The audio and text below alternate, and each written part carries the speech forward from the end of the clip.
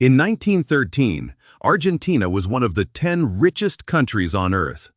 Richer than France. Richer than Germany. Europeans didn't say rich as a Rockefeller. They said rich as an Argentine. A century later, that same country had defaulted on its debt 9 times, and prices were rising 211% a year. Money died faster than people could spend it.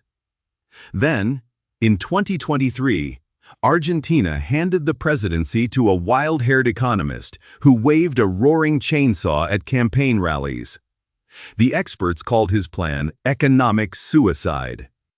2 years later, inflation had collapsed, and the world's economists were staring at Argentina, trying to work out what just happened. This is the story of the richest country that ever went broke, and how it tried to kill inflation with a chainsaw. Rewind to 1900.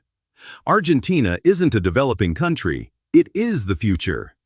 The Pampas, a sea of grass the size of Texas, grow more beef and wheat than Argentines could eat in 10 lifetimes. British-built railroads pour the surplus into the port of Buenos Aires, and ships carry it to a hungry Europe. Money floods back.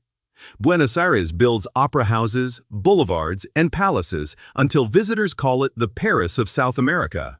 Millions of European immigrants face a genuine choice: New York or Buenos Aires. Millions choose Buenos Aires. By 1913, Argentina's income per person is in the world's top 10, ahead of France, ahead of Germany. It has everything: land, food, ports, educated cities, and a booming export machine. Economists would later call Argentina the country that was born rich, which makes what happened next one of the strangest mysteries in economic history. Because Argentina is about to do something no rich country had ever done. Unrich itself. The Golden Age dies in 1930 with the country's first military coup. Then in 1946 comes the man whose shadow still covers Argentina, Juan Perón. Perón gives workers real wages, pensions, holidays, and becomes a saint to millions. But the state he builds spends far more than it earns, and governments discover a magic trick. When the money runs out, print more. Almost everyone, generals, populists, liberals, runs deficits and prints pesos to cover them. The peso loses zeros the way trees lose leaves. Argentina defaults on its debt again and again, 9 times in its history. In 1989, inflation hits roughly 3,000%. Supermarkets reprice shelves twice a day. In the 90s, Argentina bolts the peso to the US dollar, 1-to-1. It works, until it doesn't. In December 2001, the government freezes bank accounts to stop a bank run. Riots kill dozens. Argentina burns through 5 presidents in 2 weeks and defaults on $93 billion, then the biggest default in world history. And still the printing returned. By December 2023, the deficit is chronic. The central bank is out of real reserves, and monthly inflation hits 25.5%. Annual inflation, 211%. Shops stop printing price tags because prices change between deliveries. 4 in 10 Argentines are poor. A century after being richer than Europe, Argentina is a warning label. Enter Javier Milei. Not a general, not a Peronist, a libertarian economics professor turned TV panelist, famous for on-air rants so furious that producers booked him just to watch him explode. His nickname, El Loco, the madman. He says his wild hair is combed by the invisible hand of the market. He has 5 giant mastiffs cloned from his late dog Conan, several named after free market economists. On television, he rips ministry names off a whiteboard one by one, screaming, "Afuera! Out!" And on the campaign trail in 2023, he swings an actual roaring chainsaw above his head, his promise to cut the state down to a stump. It should have been a circus act. But Argentines had watched the political class print their salaries into dust for 70 years. The circus act was telling them the one thing no politician would say: The money is gone. In November 2023, Milei wins the presidency with nearly 56% of the vote, the biggest share since Argentina's return to democracy. At his inauguration, he turns his back on Congress, faces the crowd, and gives them the shortest economic plan in history. No high plata. There is no money. What follows is the most brutal economic experiment of the century.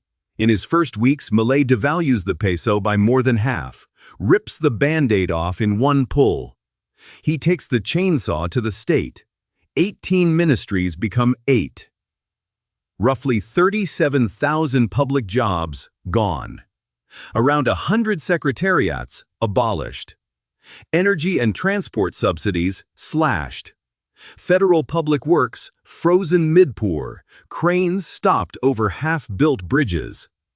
His deregulation minister starts deleting rules at a pace of roughly 2 per day.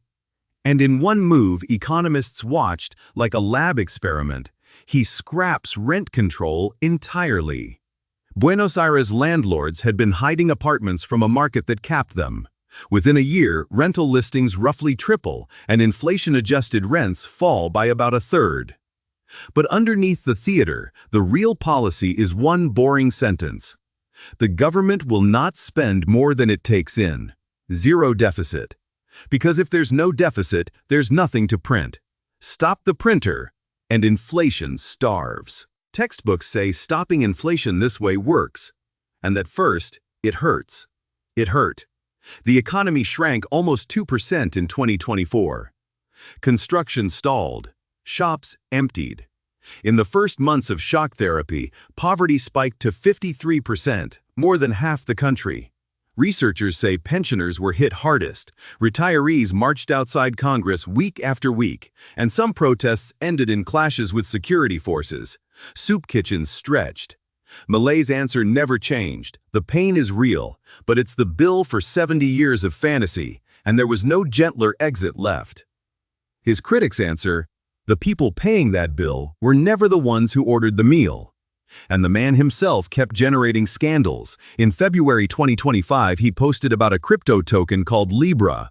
It rocketed to a $4 billion value, then collapsed within hours when insiders sold.